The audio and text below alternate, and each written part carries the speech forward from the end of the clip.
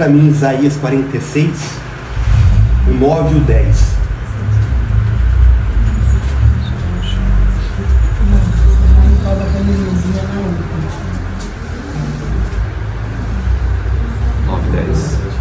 Isaías 46, 9 e 10. Lembrem-se das coisas passadas, das coisas muito antigas. Eu sou Deus e não há nenhum outro. Eu sou Deus e não há nenhum como eu. Desde o início faço conhecido o fim, desde tempos remotos o que ainda virá. Digo, meu propósito permanecerá em pé e farei tudo o que me agrada. Entenda, Deus ele tem um propósito. A gente às vezes se pergunta, todo mundo fala, qual é o meu propósito? Qual é o propósito? A gente tem que entender que o Criador ele tem um propósito. Ele fala, eu anuncio o fim desde o início. E digo algo, o meu conselho ele é forte, o meu propósito é forte e ele vai prevalecer. Então quando entendemos que o Criador tem um propósito, o que nós temos que fazer? Alinhar nossa vida para fazer parte desse propósito. Então o meu propósito está alinhado com o propósito do Altíssimo. E ele fala, eu anuncio o fim desde o princípio. O Senhor ele diz assim, os céus são do Senhor, a terra ele entregou para os filhos dos homens, em Salmos. A palavra diz em Apocalipse 1, versículo 8, que ele nos constituiu reis e sacerdotes. Com o ministério de sacerdote, eu acesso a soberania, o trono de Deus. E com o ministério de rei, eu governo sobre a terra. Por isso que ele diz que eu sou rei dos reis e senhor dos senhores. Então ele tem um propósito, e ele nos chama para cumprir esse propósito. Então alinhamos nossa vida, sabemos que o propósito de Deus é estabelecer o reino dele sobre toda a terra. A terra ela não será destruída. Deus ele vai manifestar a glória dele. A palavra diz que a terra se encherá do conhecimento da glória de Deus. A palavra diz que a volta do Senhor será como nos dias de Noé. E nos dias de Noé, quem foi tirado da terra foram os ímpios. Os justos prevaleceram sobre a terra. E vai ser assim. E a palavra diz que as nações e os reinos dessa terra passaram a ser do seu Cristo. A oração de Jesus no Pai Nosso é: venha o teu reino, venha o teu reino, e seja feita a tua vontade, assim na terra, como é aonde? Nos céus. Então no céu não tem problema. A escassez está na terra, a miséria está na terra, a ignorância está na terra, a enfermidade está na terra, mas nós somos os embaixadores. A palavra fala que nós somos embaixadores do reino de Deus. Para quê? Para embaixar o reino, para trazer a glória de Deus sobre a terra. Por isso que somos luz desse mundo, por isso que somos sal dessa terra, para trazer luz, iluminar a mente, iluminar o caminho das pessoas. Então temos que entender isso, que ele tem um propósito, e o propósito dele é firme e vai subsistir. Então a nossa vida tem que estar alinhada com isso. E em Mateus capítulo 25, e antes de fundamentar aqui, por quê? Porque Deus ele disse para Abraão que em ti, Abraão, todas as famílias da terra serão benditas. Então você não acessa essa promessa de Abraão através por você ser um judeu ou ser um israelita. Essa promessa ela é acessada espiritualmente. Nós não somos circuncidados na carne, mas sim no espírito. Então quando você adentra nessa promessa, que é antes das leis, antes de mandamentos, um homem que viveu 100% nos princípios do reino, você entende que a nossa vida tem que viver por princípios e não por regras. Porque o pai da fé viveu por princípios e não por regras. E a nossa família ela tem que ser bendita na terra. A sua família tem que ser forte. A sua família tem que ser um quartel-general do reino, literalmente, sobre a terra. Porque é ali que se forja. Tudo pode estar desmoronando à sua esquerda e à sua direita, mas a sua família, a sua casa, entra naquela parábola que diz que a tempestade ela vem sobre as duas casas. Repete comigo, Jesus disse que a tempestade vai vir vai vir sobre as duas casas. sobre as duas casas. A que está na rocha A que está na e rocha a que está na areia. E a que está na areia. Porém, a que está na rocha Porém, a que está na rocha vai prevalecer. vai prevalecer. E a da areia e a da areia vai desmoronar. Vai desmoronar. Temos que entender que a rocha é Cristo. A rocha é Cristo. Quando Deus apareceu para Moisés, Moisés disse: Senhor, deixa eu ver a sua face, deixa eu ver a sua glória. Repete comigo: ninguém verá a Deus. ninguém verá Deus. Nunca viu Nunca e viu. ninguém verá Ninguém verá o Pai. o Pai. Por isso que Jesus disse: vocês estão vendo a mim quanto tempo e não vê a Deus? Você só vê Deus através de Jesus. Porque Deus, ele não existe, Deus, ele é a existência. Quantos entendem isso? Deus, ele é a existência. Se você pegar hoje a física quântica, eles entenderam que Deus é a existência. Se você pega os prótons, os elétrons, os nêutrons, chega no átomo, você vai dando zoom, zoom, zoom, zoom, você chega no vácuo quântico, que é pura energia e informação de tudo que existe. Tudo que existiu, tudo que existe, tudo que existirá, está no vácuo quântico. E repete comigo: isso é Cristo. Isso é Cristo. Em Cristo, Em Cristo existe existe e coexiste e coexiste todas as coisas. todas as coisas. Então o que a física quântica está fazendo é trazendo luz através da ciência. Hoje a ciência já não briga mais com Deus. A ciência newtoniana briga, mas a ciência física quântica não briga mais com Deus. A palavra diz que fé é a certeza daquilo que se espera, naquilo que você não vê. E a física quântica fala que você é o observador, que os átomos correspondem aos seus pensamentos. Você colapsa a função de onda. Você traz na existência, no nosso linguajar, aquilo que não existe como existir. Sabe por que isso acontece? Porque nós somos imagem e semelhança de Deus. Diga assim: eu sou Eu sou imagem imagem e semelhança semelhança de Deus. de Deus. Se Deus, ele é cria, se Deus é criador, olhe para você e diz: eu sou Eu sou criador. Criador. Você pode criar as coisas. Você pode ter uma ideia, Vicente, a sua ideia te trazer uma prosperidade abundante. Cada um de vocês pode nascer uma ideia no espírito. Seu subconsciente pode acessar Cristo e a ideia vem com uma ideia relampejando na sua mente. Essa ideia vem de Cristo, ok? E você pode fazer fortunas com essa ideia. Deus, ele disse que a bênção do Senhor enriquece e não traz dor. Por quê? Porque Deus quer fortalecer a família. Todas as prosperidade, riqueza, seja corpo, alma e espírito, é para fortalecer a família. Porque o governo de Deus, ele começa pela família. Por isso que a cultura desse mundo bate tanto na família e vai bater cada vez mais. Porque através da família, Deus estabelece o reino dele sobre a terra. Por isso que essa cultura, repete comigo, o mundo já está no maligno. Já está no maligno. Não é a criação. Não é a O criação. sistema que opera, O sistema que o opera. sistema de crença, O sistema de a crença. cultura A cultura já está já está na mão do maligno. na mão do maligno. Entende? Porque tudo que Deus criou, ele falou, tudo é bom. E se você sai, faça o teste, se você está num dia onde você está com sua frequência baixa, sua vibração baixa, você não está legal, vai dar uma volta num parque, vai dar uma volta numa natureza, para você ver como que você muda a frequência dos seus pensamentos, seu bem-estar. Por quê? Porque quando você contempla a natureza, você contempla aquele que criou, a qual é Deus. Agora eu quero te dizer algo: o espírito da criação que chamou na existência tudo que existe, habita dentro de mim e dentro de você.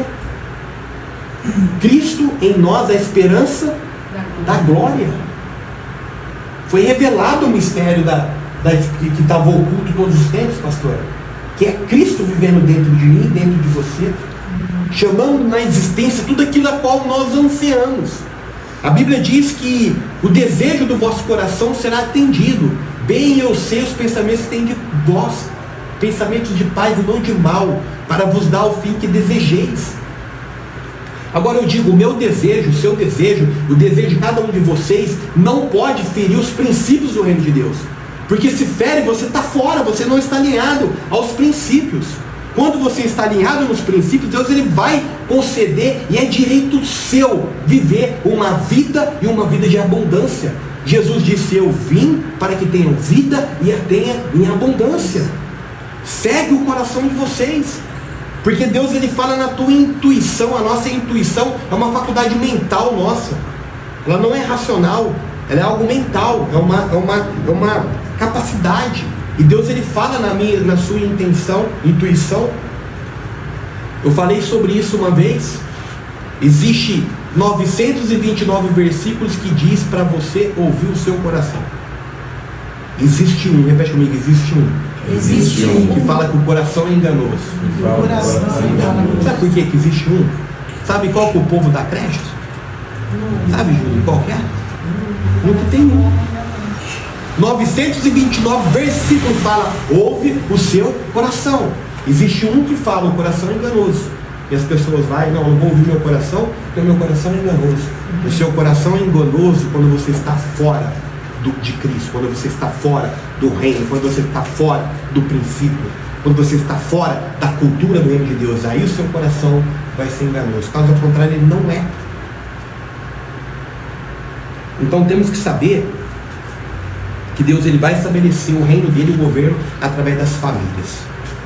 Por isso que nós temos que fazer frente, defender as famílias, defender o casamento, defender o matrimônio, defender a família, defender os princípios, defender a cultura do reino.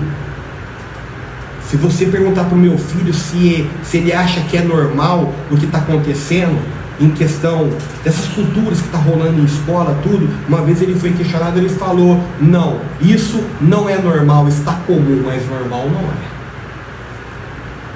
Recentemente temos visto muitos jovens e adolescentes se aderando a essa cultura maligna que vem para destruir, vem para tirar a identidade da pessoa. Quando o inimigo rouba a sua identidade em Deus, essa pessoa ela cresce com depressão, essa pessoa cresce sem identidade, sem propósito, a pessoa não sabe quem ela é, pastora Teresa.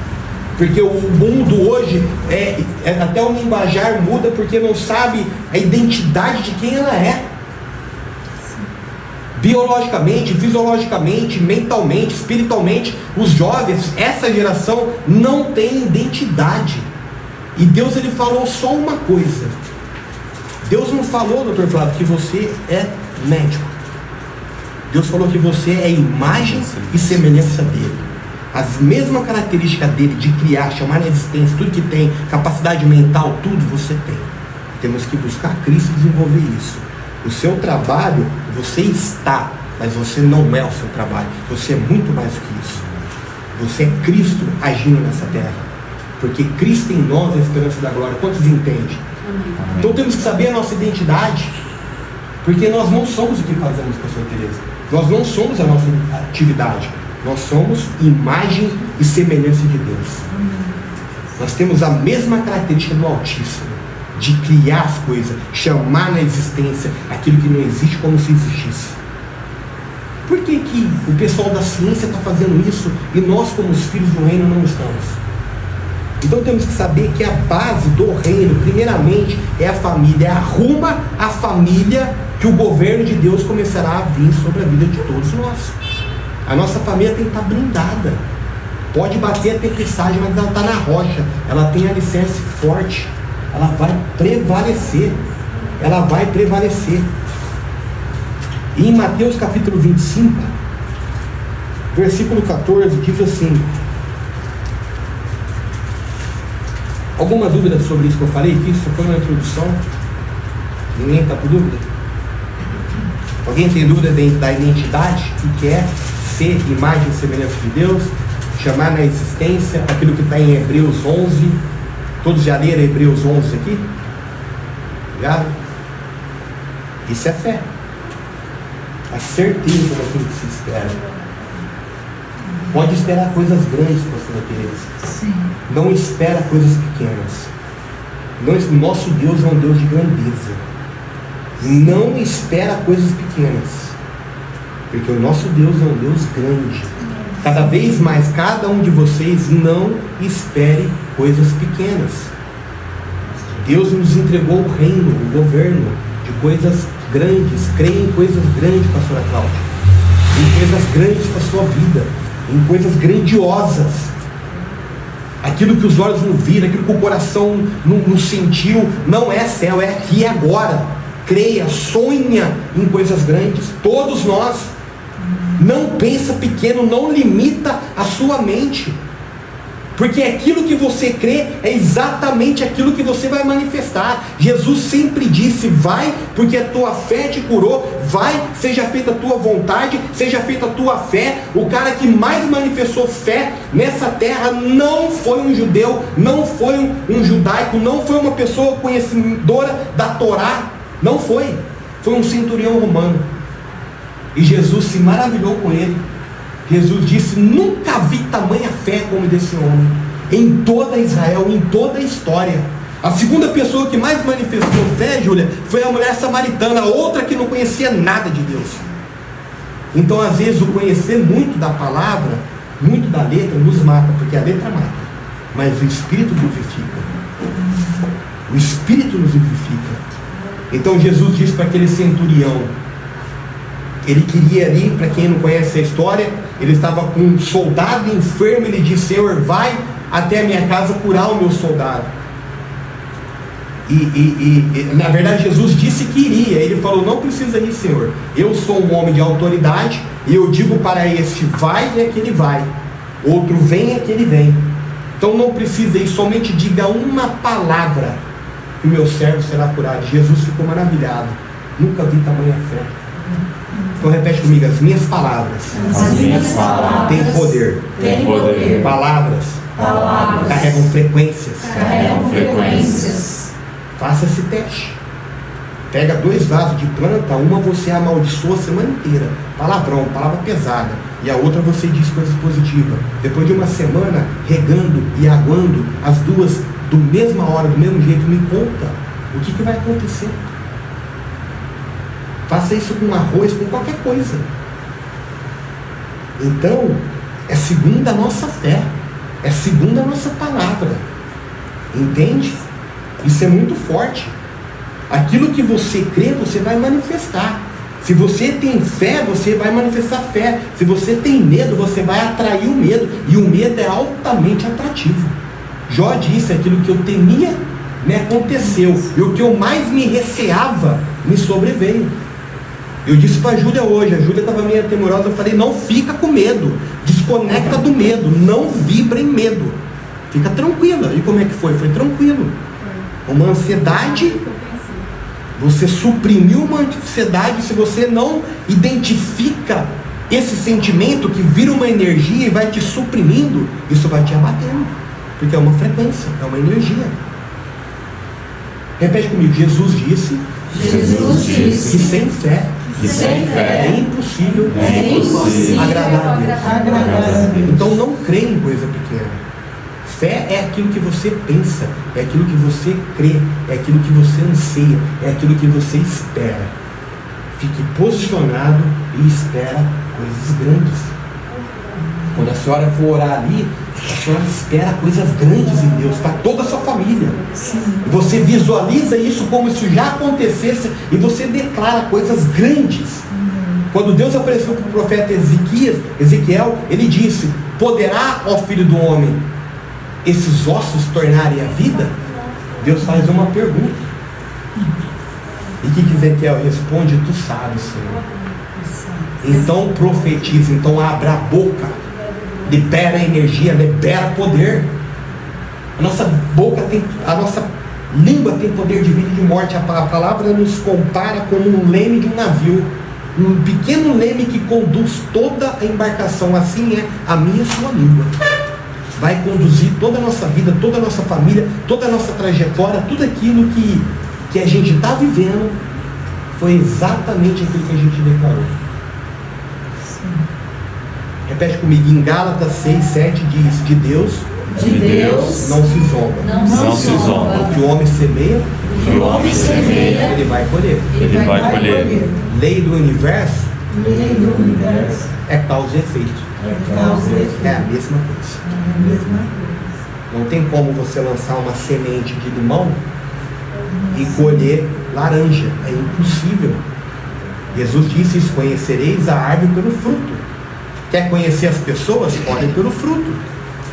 Quer conhecer a história de uma pessoa? Olha para os frutos, olha para os pais, olha para os avós, a história dos bisavós, vai olhando a sequência, vai analisando. Jesus disse: olha a árvore pelos frutos.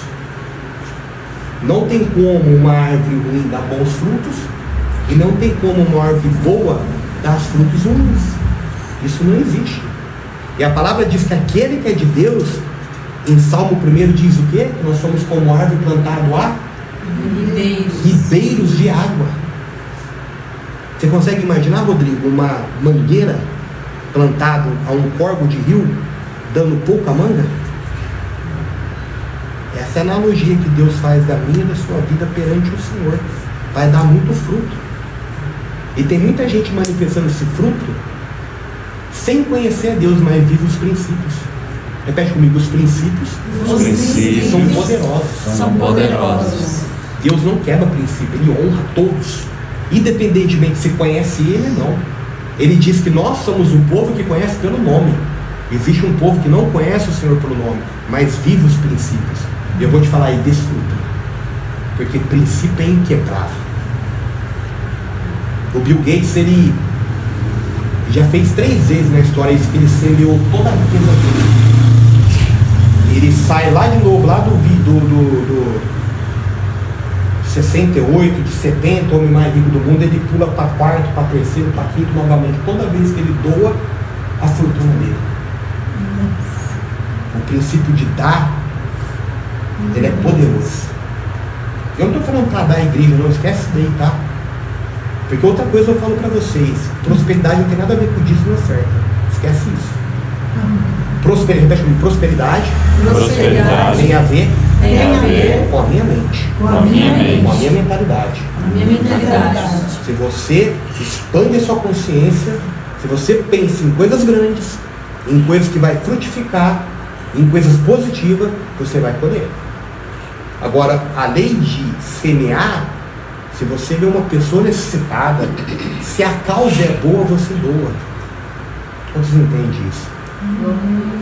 Se a causa do local de reunião que frequentamos é boa, abençoa. Ministério de intercessão, uma causa boa, excelente, vamos abençoar. Entende isso? Isso que tem a ver. Isso é reino. Jesus, sendo judeu, não chamou ninguém para ser judeu, chamou ninguém para seguir religião nenhuma. Jesus disse: olha para os princípios. Somente isso. Quem vive os princípios está totalmente ligado aos frutos do Espírito Santo e aos mandamentos.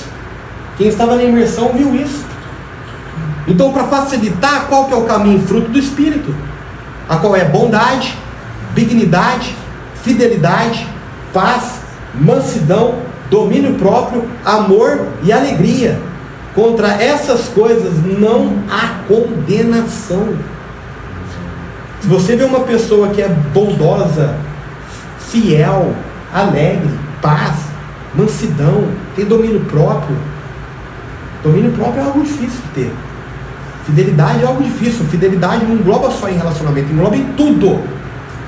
No trabalho, com amizade, com ser fiel, entende? Em tudo. Então, se estamos no fruto do Espírito Santo, estamos agradando a Deus. Exatamente isso.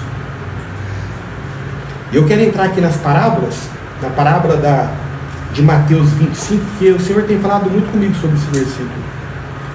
Mateus 25, versículo 14, diz assim: digo também que o reino será como um senhor que, ao sair de viagem, convocou seus servos e confiou-lhes os seus bens. E alguma tradução, vê se a sua está aí, Flávio, saiu do país ou deixou a nação, qual que é a sua? Está igual a minha? Tá parecido, é NVI a minha. Tem alguma versão que fala deixou o país, deixou a nação? Quem está acompanhando, gente? Então assim, digo também que o reino será como um senhor que, ao sair de viagem, convocou os seus servos e confiou-lhes seus bens. Quem que saiu? O Senhor. O Senhor saiu. Ele está dizendo, olha, eu fui, só que eu vou voltar. E eu estou confiando os meus bens. Sabe para quem que ele está confiando os bens dele? Diga assim, fala assim, para mim. Amém. Isso é forte, hein? Versículo 15. A um deu 5 talentos, a outro 2, e a outro 1 talento, cada um conforme a sua capacidade. Quer receber muitos talentos? Estude. Busca conhecimento. O profeta Oséias disse, o meu povo é destruído porque lhe faltou conhecimento. Jesus ele vai entregar os talentos, o Senhor vai entregar os talentos mediante a vossa capacidade.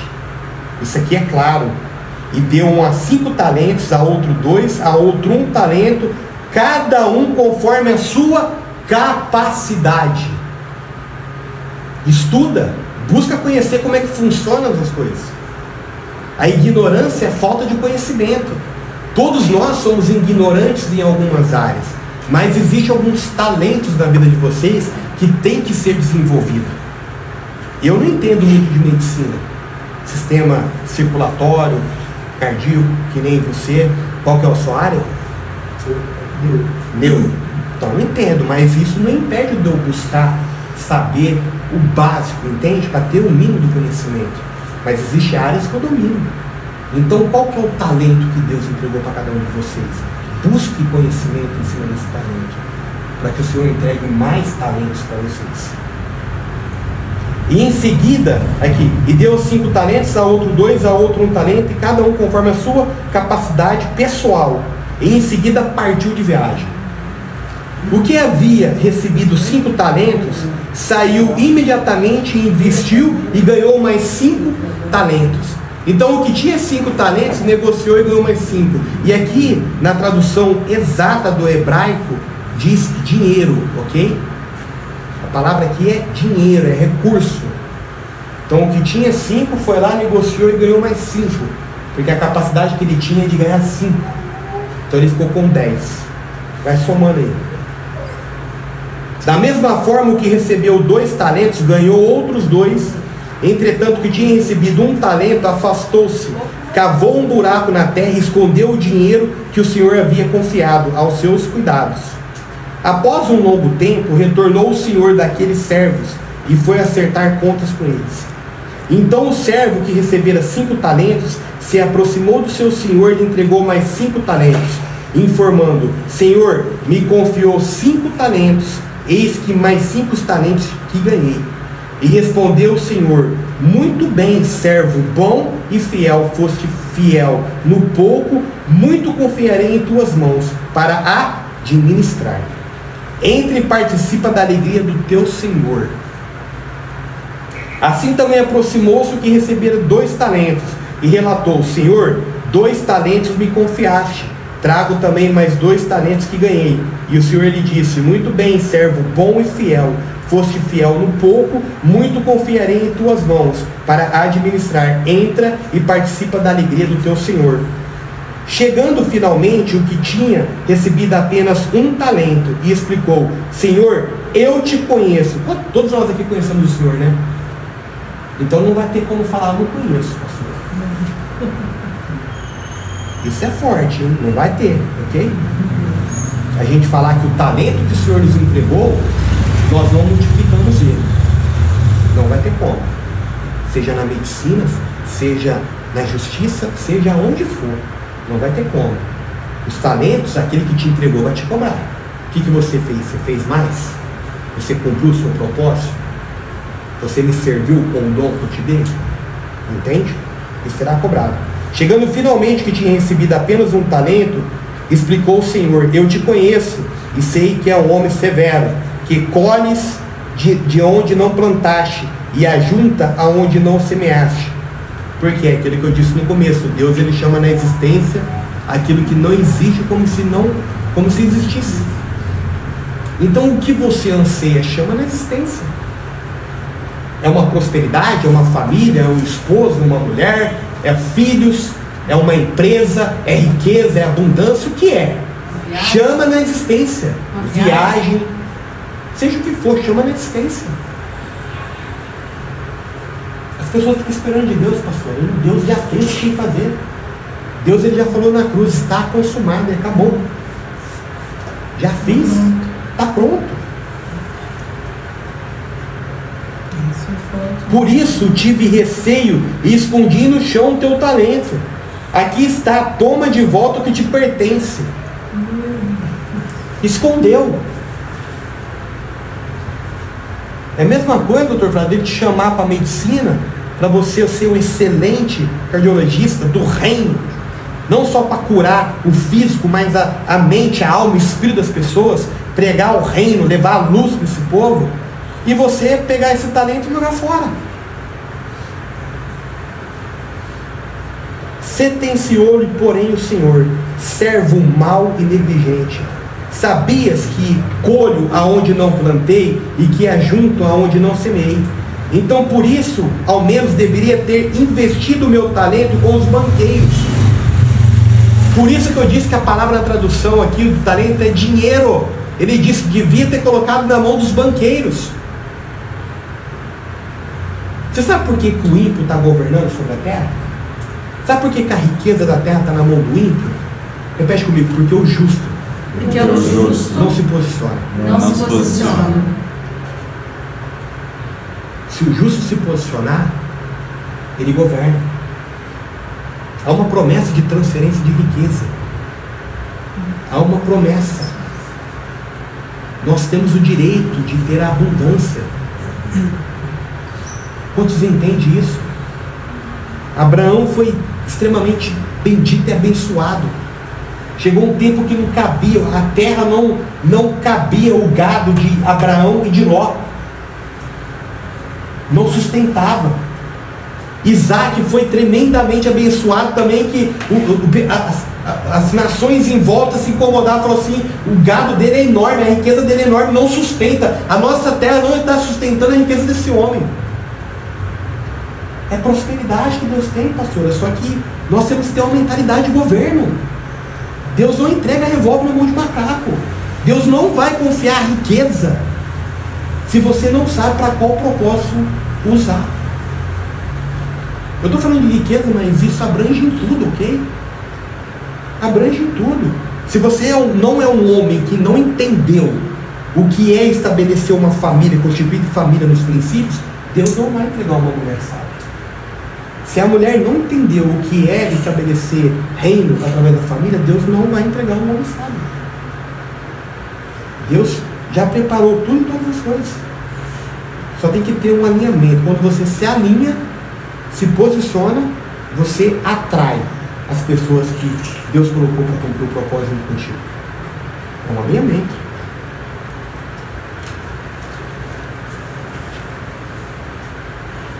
Então, por isso, ao menos, deveria ter investido o meu talento com os banqueiros, para que quando eu retornasse, recebesse de volta os juros. Sendo assim, tirai dele, presta bem atenção nisso, ó, tirai dele o talento que lhe confiei e dai-lo ao servo que agora está com 10 talentos. Repete comigo: o que tinha 10, ficou com 11. O problema não é ter. O problema é o que você vai fazer com aquilo que você tem. Deus não importa com a quantidade de bênção que Ele te dá. Ele está importando o que você vai fazer com a bênção. O que você vai fazer com esse recurso. Repete comigo: dinheiro é munição. É munição.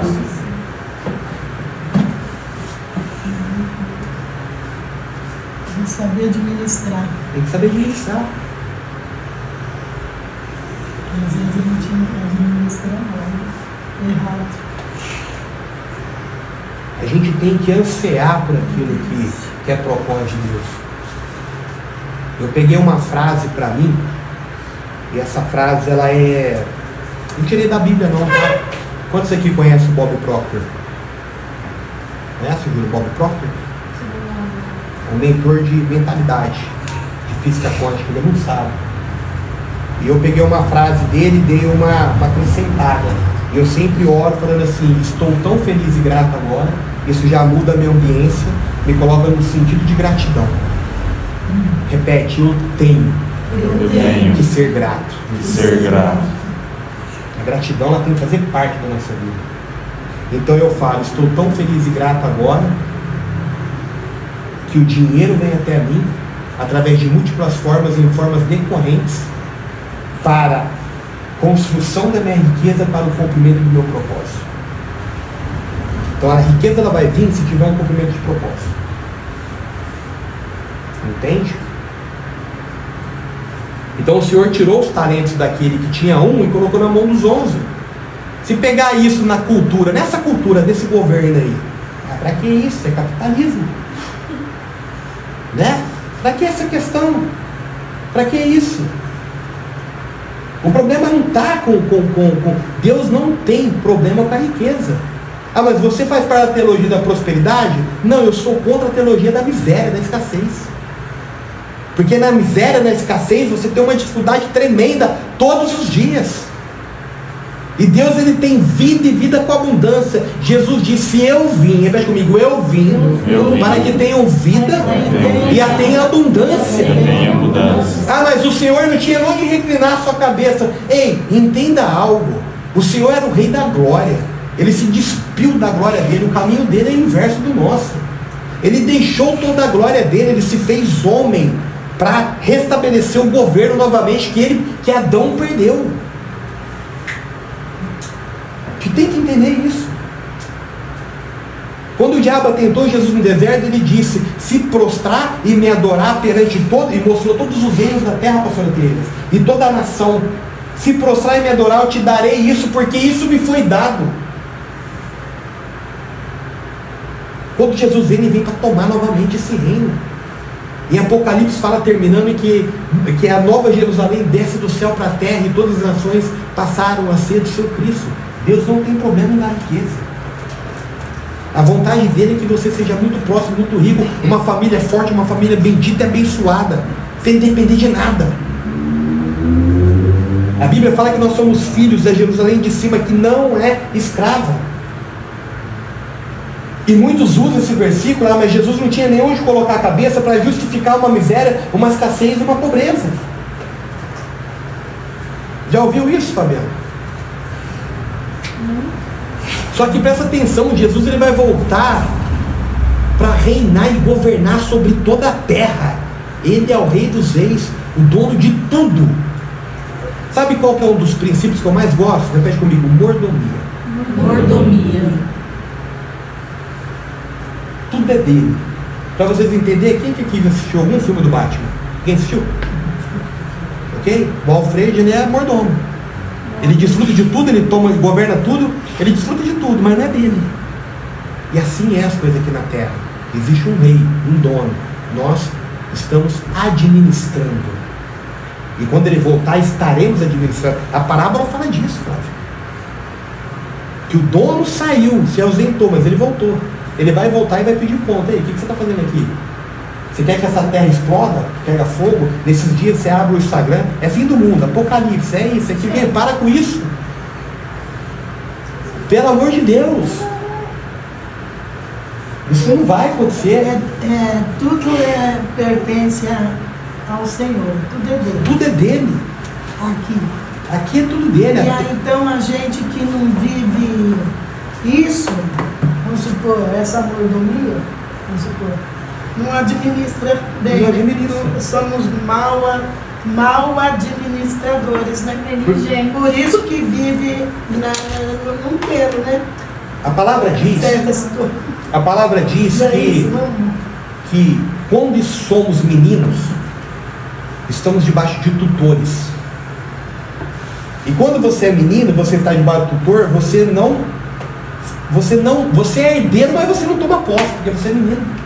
Então existe um tutor que governa as suas coisas. Se um jovem de 14 anos perde pai, mãe, tudo e deixa uma fortuna para ele, essa fortuna vai para um avô, vai para alguém próximo, e essa pessoa vai ser tutor desse jovem. Então tem muita gente que está sendo tutor. E sabe quem que é o tutor? Está debaixo de um tutor, e o tutor desse mundo é o sistema, que é o anticristo. Quando você não ativa a sua identidade, que você é herdeiro, Você está debaixo de tutor. E quando você está debaixo de tutor, você é menino. E quando você é menino, você não sabe o que é direito teu. Nós somos herdeiros da promessa em Cristo. Somos cordeiros da promessa. Feita a quem? Abraão, Isaac e Jacó. Qual é a promessa para Abraão, Isaac e Jacó? Governar a terra. Desfrutar da terra. Exercer o domínio e o governo sobre a terra. Então, enquanto nossa mente estiver voltada de querer céu, isso aqui que se exploda, jamais tomaremos posse daquilo que é nosso. Quando você ativa a identidade de filho, não, eu sou embaixador do reino, eu tenho que trazer o reino para a terra, eu tenho que trazer a justiça do reino para a terra, eu tenho que trazer os princípios do reino para a terra, a cultura do reino para a terra. Aí você começa a manifestar, aí Deus começa a te entregar, porque você está sendo desperto para o propósito. Essa é a verdade. O que o embaixador faz? O que ele faz, Júlio? O embaixador? Tipo, um embaixador americano aqui no Brasil, qual é a lei que vai predominar na embaixada? Americana ou brasileira? Americana.